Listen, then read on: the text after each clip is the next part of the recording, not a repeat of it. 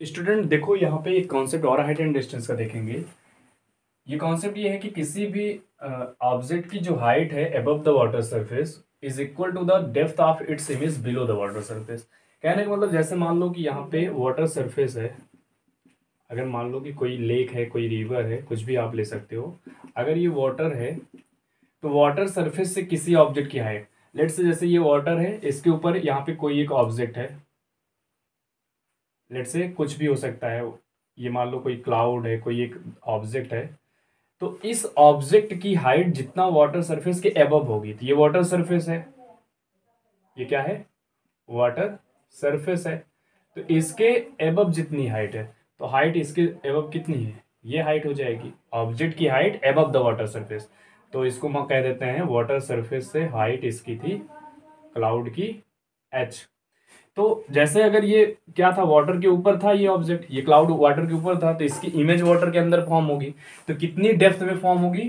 तो जितना above the water surface height है वो इक्वल होगा depth of its image below the water surface. मतलब इसकी जो इमेज बनेगी पानी के अंदर वो कितनी अंदर बनेगी? जितना इसके सरफेस से हाइट थी। तो हाइट कितनी थी? एच।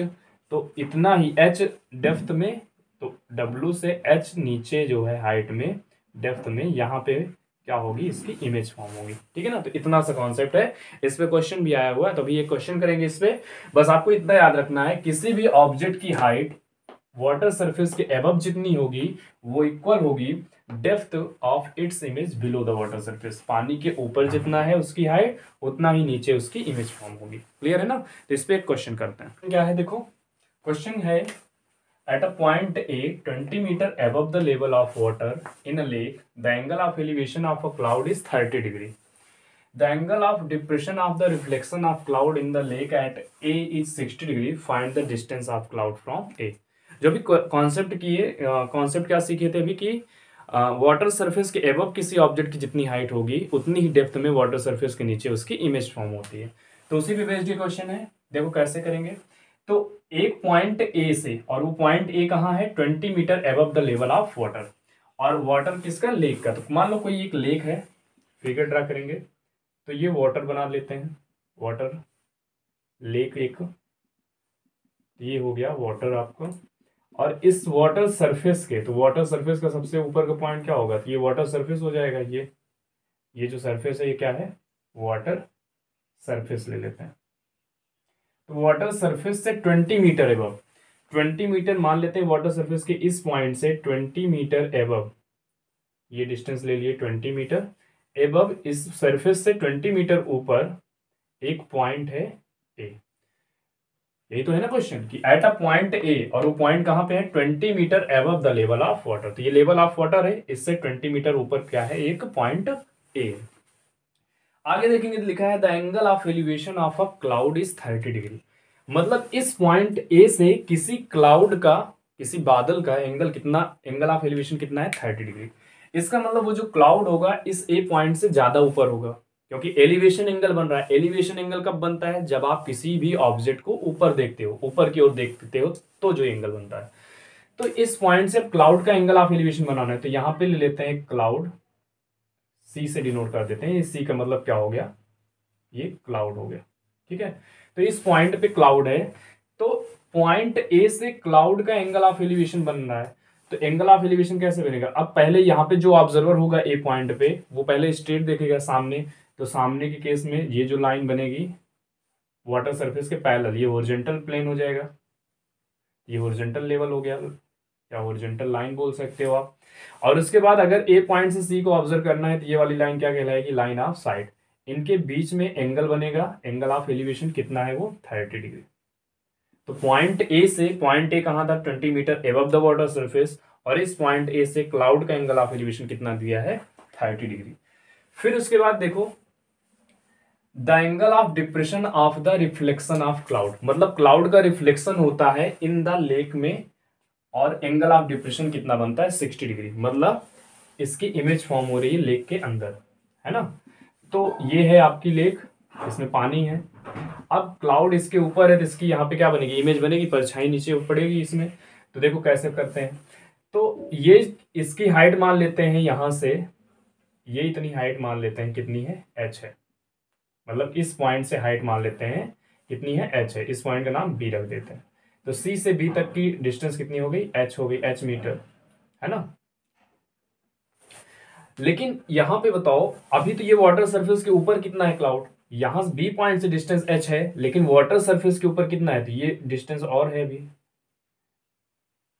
है ना। इस पॉइंट को नाम दे देते हैं d। तो बी डी कितना होगा, जितना यहाँ पे एपी होगा, क्योंकि एपी कितना था, ये पॉइंट ए कितना था ग्राउंड से, तो वाटर से, तो वाटर से था 20 मीटर ऊपर, तो इसका मतलब ये 20 है, तो ये भी 20 है ना, पैरेलल दिख रही है, तो ये 20 हो गया।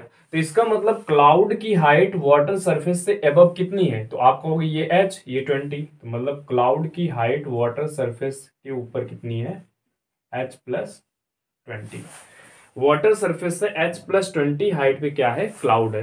तो इसकी इमेज वाटर के अंदर कितने में बनेगी, तो जितना ऊपर हाइट होती है किसी ऑब्जेक्ट की वाटर सरफेस की, उतना ही बिलो उसकी इमेज फॉर्म होगी। तो h+20 है, तो वाटर सरफेस से नीचे इस पॉइंट पे मान लेते हैं उसकी इमेज फॉर्म होती है। तो इस डी पॉइंट से क्लाउड की जो इमेज फॉर्म हो रही है उसका नाम देते हैं सी डैश। सी डैश का मतलब ये क्लाउड की इमेज यहाँ फॉर्म हो रही है ना, यहाँ पे दिख रहा है।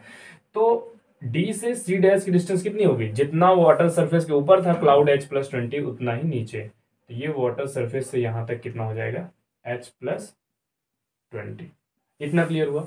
अभी यही तो लिखे थे कि किसी भी ऑब्जेक्ट की height above the water surface जितनी होती है, उतना ही बिलो वाटर सरफेस के अंदर उस ऑब्जेक्ट की क्या बनती है, इमेज फॉर्म होती है, ठीक ना। तो वाटर सरफेस के अबव h+20 था, तो h+20 नीचे ही उसकी इमेज फॉर्म हुई। लेकिन इस केस में हुआ क्या कि एंगल ऑफ डिप्रेशन फॉर्म हो रहा है पॉइंट ए से, और वो कितना मिल रहा है, 60 डिग्री।